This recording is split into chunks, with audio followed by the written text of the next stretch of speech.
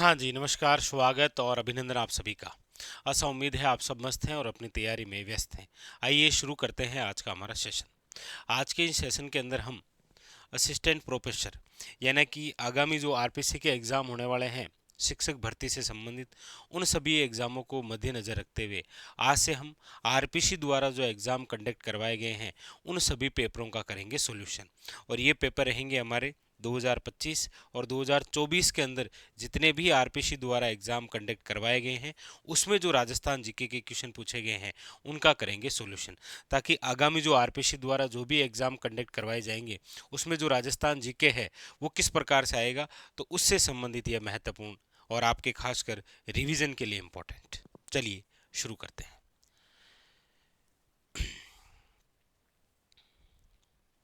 चलिए ये रहा आज के हमारे सेशन का पहला क्वेश्चन।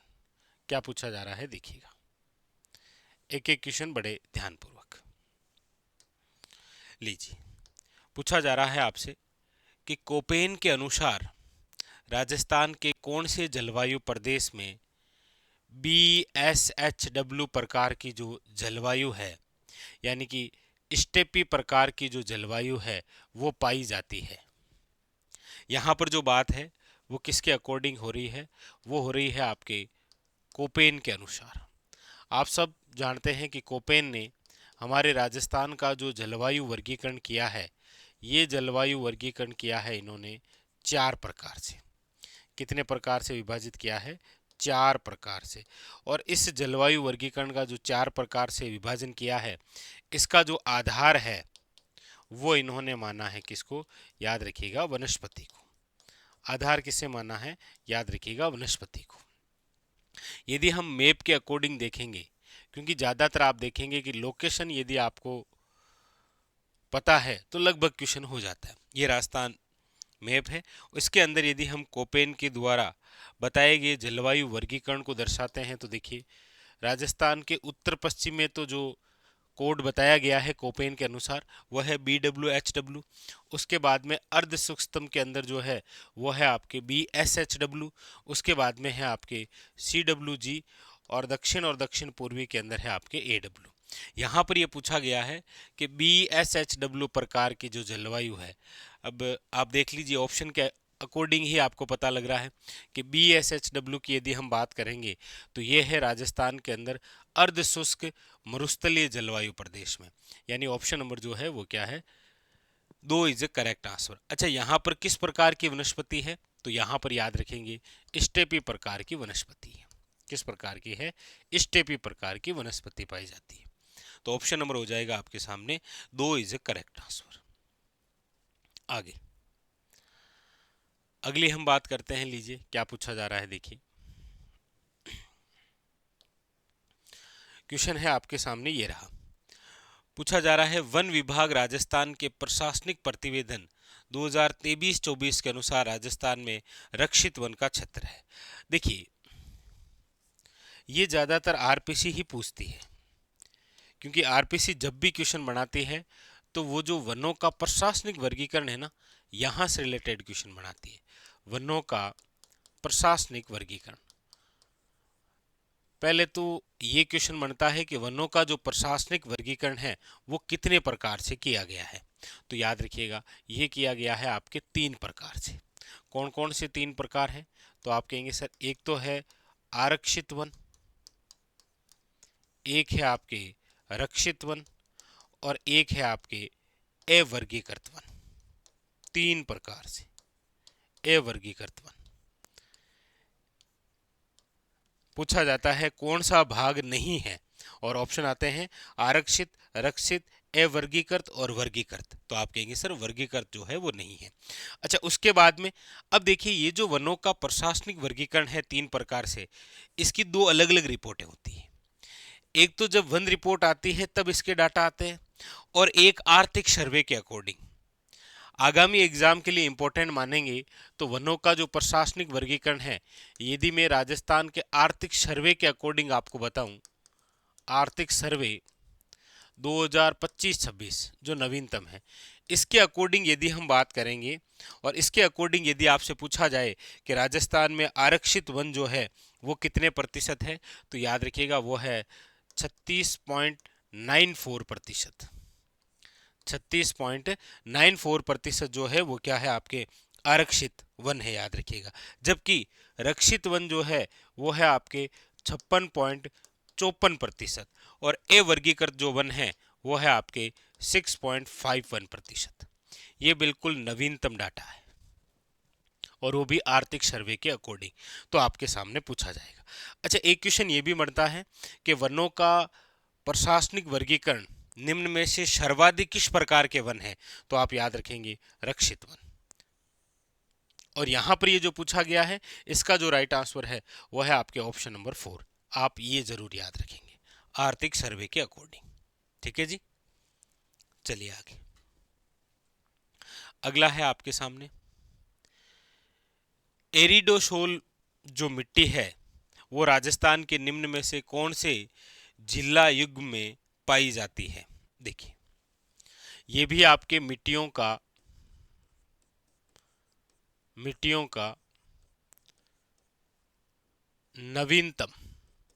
मिट्टियों का नवीनतम वर्गीकरण है।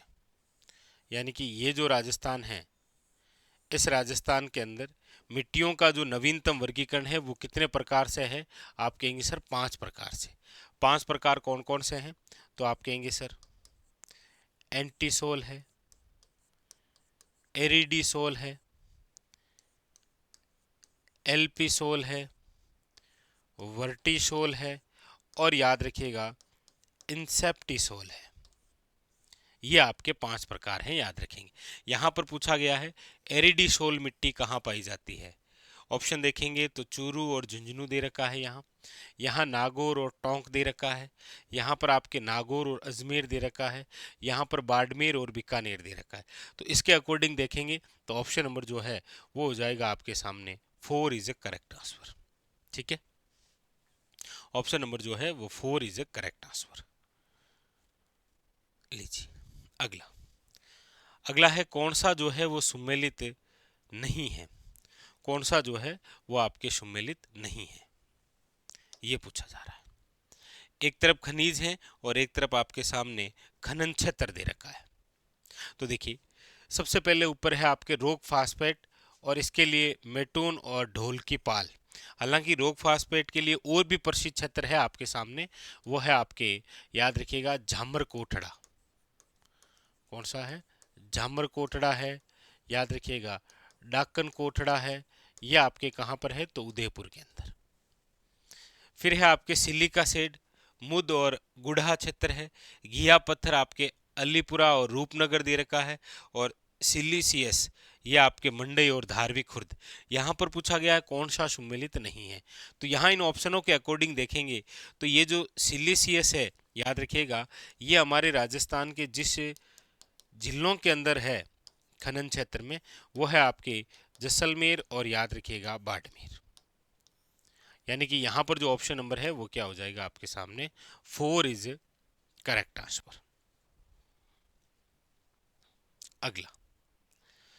अगला क्या कह रहा है, देखिए। अगला है आपके सामने कि मानसून के मौसम में 40 सेमी समवर्षा रेखा गुजरती है। देखिए, ये राजस्थान, इस राजस्थान को हम वर्षा की जलवायु के आधार पर सामान्यतः 5 भागों में बांटते हैं। शुष्क है, अर्ध शुष्क है, फिर उपाद्र है, फिर आपके आर्द्र है, और उसके बाद में फिर अति आर्द्र है। ऐसे शुष्क जो है वो 0 से 20 सेमी है, अर्ध शुष्क जो है वो 20 से 40 है, उपाद्र जो है वो 40 से 60 है, आर्द्र जो है वो 60 से 80 है, अति आर्द्र जो है वो 80 से 120 है। यहां पर क्या पूछा गया है, 40 सेमी समवर्षा। 40 सेमी समवर्षा। अब देखिए ऑप्शन देखेंगे तो सिक्कर झुंझुनू है, धौलपुर टोंक है, डूंगरपुर बांसवाड़ा है, हनुमानगढ़ गंगानगर है। कहीं कोई दिक्कत नहीं है। मैप आपके सामने और ऑप्शन आपके सामने है, आप कर देंगे, कहीं कोई दिक्कत है नहीं। देखिए हनुमानगढ़ और गंगानगर की यदि हम बात करेंगे तो हनुमानगढ़ यहाँ है और गंगानगर यहाँ है। यहाँ पर आप देखेंगे तो 40 सेमी समवर्षा रेखा नहीं गुजरती है, ये तो नहीं होगा। फिर है डूंगरपुर और बांसवाड़ा। डूंगरपुर और बांसवाड़ा में देखेंगे तो 40 सेमी समवर्षा रेखा नहीं है। फिर आप धौलपुर और टोंक देखेंगे, ये रहा धौलपुर यहाँ पर, ये भी आपके 40 सेमी समवर्षा रेखा नहीं है। अब बात करेंगे सीकर और झुंझुनू, तो आप अक्सर देखेंगे कि सीकर और झुंझुनू जो है वो यहीं पर है आपके। तो यहां पर जो पूछा गया ऑप्शन नंबर क्या है, ए इज ए करेक्ट आंसर, याद रखेंगे। ऑप्शन नंबर क्या हो जाएगा, ए इज ए करेक्ट आंसर। अगला अगला है आपके सामने, लीजिए।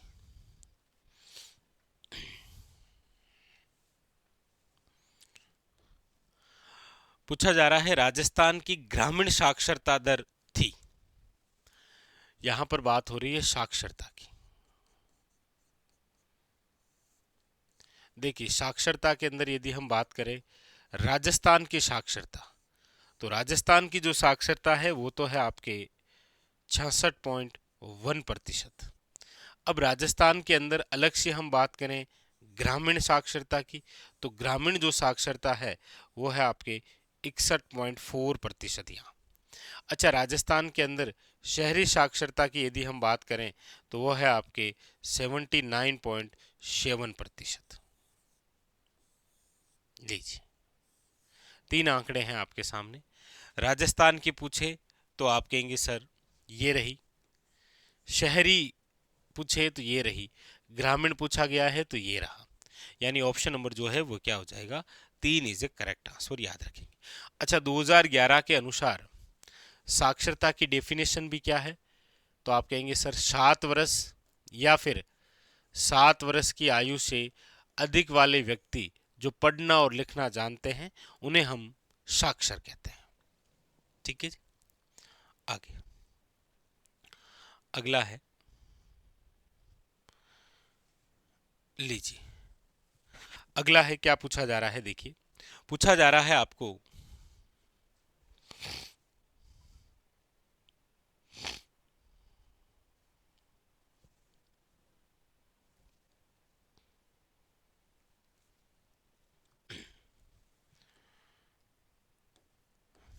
लीजिए 2011 की जनगणना के अनुसार राजस्थान के कितने जिलों की कुल जनसंख्या में 50% से अधिक जनसंख्या जो है वो अनुसूचित जनजाति की थी, ये आपसे पूछा गया है। बताइएगा क्या पूछा गया है आपसे। आपसे पूछा गया है आपके सामने कि राजस्थान के ऐसे कितने जिले हैं जहां पर जो कुल जनसंख्या है उस कुल जनसंख्या में से 50% से अधिक जनसंख्या जो है वो आपके अनुसूचित जनजाति की है। तो आप कहेंगे सर हमारे राजस्थान में ऐसे दो ही जिले हैं, ऐसे दो ही जिले हैं जहां पर जो है कुल जनसंख्या है उस जिले की, उसमें 50% से ज्यादा जो है वो क्या है, अनुसूचित जनजाति। वो दो ही जिले हैं, एक तो है आपके सामने बांसवाड़ा और एक है आपके सामने, याद रखिएगा, डूंगरपुर। यानी यहाँ जो ऑप्शन नंबर है वो क्या हो जाएगा, याद रखिएगा, ए इज ए करेक्ट आंसर। कितना हो जाएगा, ए जो है वो क्या है, करेक्ट आंसर, याद रखेंगे। ठीक है, दो जिले। अगला क्या पूछा जा रहा है, देखिए पूछा जा रहा है 20वीं पशु गणना के अनुसार राजस्थान किस पशुधन समूह में देश में प्रथम स्थान रखता है। बताइए, देश में जो है वो अपना प्रथम स्थान रखता है। हम अक्सर पढ़ते हैं राजस्थान के अंदर जो पशुधन की हम बात करते हैं तो आप देखेंगे जैसे आपके सामने देखिए बकरी है, ऊंट है,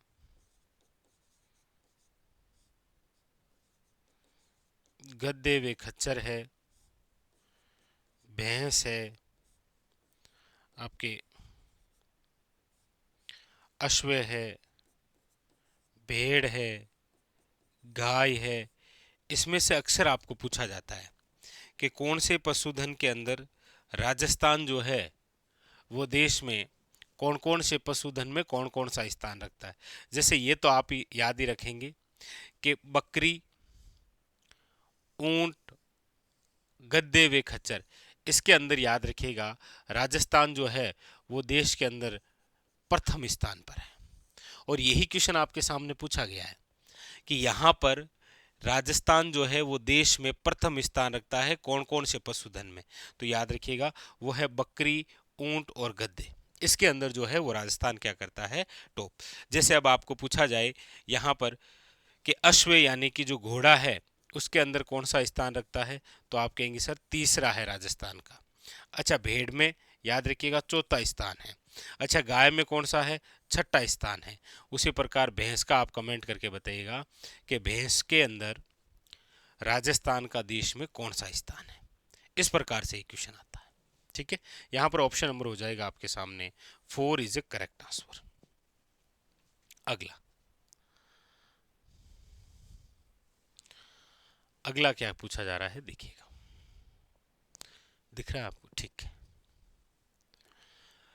राजस्थान के निम्नलिखित स्थानों पर विचार कीजिए और उपयुक्त में से कितने स्थानों पर सोलर पार्क जो है वो स्थापित है।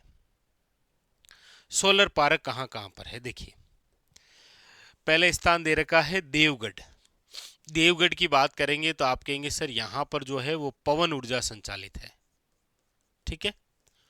सोडा जैसलमेर की यदि हम बात करेंगे तो आप कहेंगे सर यहां पर सौर ऊर्जा संयंत्र है। क्या है, सौर ऊर्जा संयंत्र। भड़ला की यदि हम बात करेंगे तो आप कहेंगे सर सबसे बड़ा सोलर पार्क जो है वो यहीं पर स्थापित है आपके भड़ला। फिर फतेहगढ़, यहां पर भी याद रखिएगा सोलर पार्क है।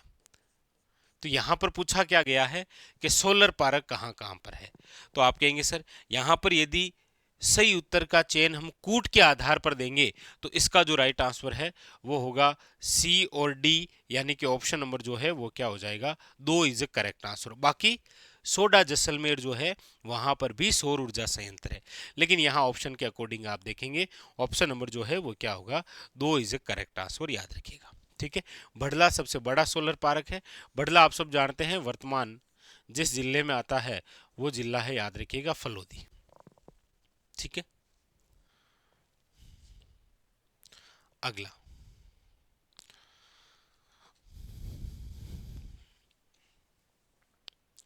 अगला है आपके सामने RCB 911, RHB 30, राज 171 किस फसल की जो है वो किस्म है।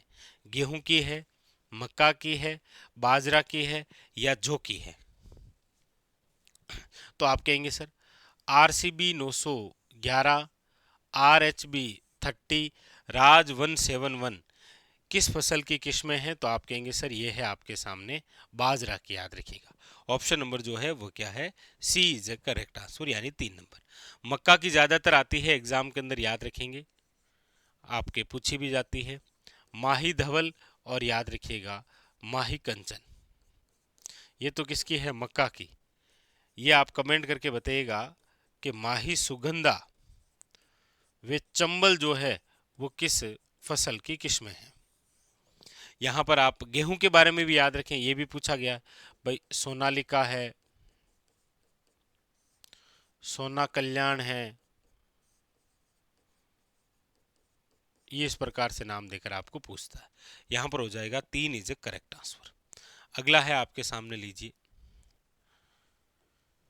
भारत में बाजरा उत्पादन में राजस्थान का कौन सा स्थान है।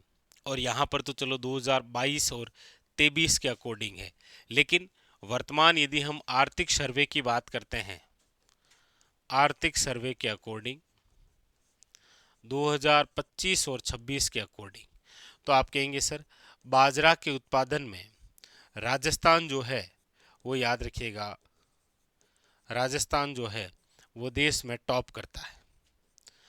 और बाजरा के उत्पादन में याद रखिएगा राजस्थान का देश में जो योगदान है वो भी है आपके 41.34% योगदान है। ये भी आप जरूर याद रखें। इसीलिए अक्सर आप पढ़ते हैं कि राजस्थान को जो है वो बाजरा प्रदेश के नाम से भी जाना जाता है। तो पहला स्थान है। अगला है आपके सामने, लीजिए। पूछा जा रहा है कि निम्नलिखित में से किस सिंचाई परियोजना में केवल ड्रिप एवं फव्वारा सिंचाई पद्धति का प्रावधान है। यानी हमारे राजस्थान की वे कौन सी पहली सिंचाई परियोजना है जिससे सिंचाई पद्धति जो है वो क्या है आपके ड्रिप एवं फव्वारा पद्धति। तो आप कहेंगे सर हमारे राजस्थान की पहली ऐसी सिंचाई परियोजना जिससे सिंचाई सुविधा जो है वो ड्रिप और फव्वारा पद्धति से है वो है आपके, याद रखिएगा, नर्मदा नहर परियोजना। और हमारे राजस्थान के अंदर यदि हम इसकी बात करें तो लाभान्वित जो जिले हैं वो आपके सामने हैं बाड़मेर और याद रखिएगा जालौर। 2 ही जिले लाभान्वित हैं। इसकी जो कुल लंबाई है वो तो है 532 किलोमीटर, लेकिन राजस्थान के अंदर नर्मदा नहर की लंबाई है, याद रखिएगा, 74 किलोमीटर। तो यहाँ पर जो पूछा गया ऑप्शन नंबर क्या हो जाएगा आपके सामने, 4 इज अ करेक्ट आंसर, याद रखेंगे। अगला है आपके सामने, लीजिए। पूछा जा रहा है राजस्थान में जेट्रो यानी कि जापानी जो बाह्य व्यापार संगठन है अपना पहला औद्योगिक क्षेत्र कहां पर स्थापित किया है। बहुत अच्छा क्वेश्चन। राजस्थान में जेट्रो द्वारा अपना पहला औद्योगिक क्षेत्र कहां पर स्थापित किया। सीतापुरा है, भिवाड़ी है, गिलोट है या निमराना है। तो आप कहेंगे सर ये है आपके निमराना में। निमराना याद रखिएगा जो पहले अलवर जिले का भाग था, वर्तमान के अंदर ये कोटपूतली बहरोड में आता है। पहले ये अलवर जिले में, वर्तमान में किसके अंदर है, कोटपूतली बहरोड में, याद रखिएगा। ऑप्शन नंबर जो है वो क्या है, 4 इज अ करेक्ट आंसर, याद रखिएगा, निमराना। यहीं पर आपके पार्ले बिस्किट बनाने की फैक्ट्री है, Parle biscuit factory. Option number है 4। अगला है आपके सामने, लीजिए। सूची फर्स्ट का सूची सेकंड से मिलान करना है हमें। सूची फर्स्ट का सूची सेकंड से मिलान करना है, ठीक है। ये एक तरफ है आपके कंजर्वेशन रिजर्व यानी संरक्षित क्षेत्र, और एक तरफ वो संरक्षित क्षेत्र कहाँ पर है ये आपसे पूछा जा रहा है। जैसे देखो उमेदगंज पक्षी विहार जो है यह आपके कहाँ पर है, तो आप कहेंगे सर कोटा के अंदर है। रणखार आप सब जानते हैं राजस्थान का 16वां बना था, ये चित्तलवाना तहसील के अंदर है, जालोर जिले में। खिंचन की बात करेंगे तो देश का प्रथम कूर्जा कंजर्वेशन ये है, यह आपके वर्तमान फलोदी जिले में आता है। बालेश्वर की हम बात करेंगे तो ये सीकर जिले में है, सीकर जिले के अंदर नीम के थाना में, याद रखेंगे। तो एग्जाम के अंदर ये कंजर्वेशन रिजर्व या संरक्षित क्षेत्र जो है ये आता ही आता है आपके, ठीक है जी। चलिए, तो ये था आज का हमारा सेशन जहां पर हमने इन सभी क्वेश्चनों को लेकर चर्चा की। मिलते हैं इसी प्रकार। अब लगातार जो है विधिवत रूप से वो आरपीसी द्वारा जो एग्जाम कंडक्ट करवाए गए हैं उनमें जो राजस्थान जीके के क्वेश्चन आए हैं उनका हम करेंगे सोल्यूशन, ठीक है। चलिए, तो फिलहाल आज के लिए इतना ही। मस्त रहिए और अपनी तैयारी में व्यस्त रहिए। धन्यवाद।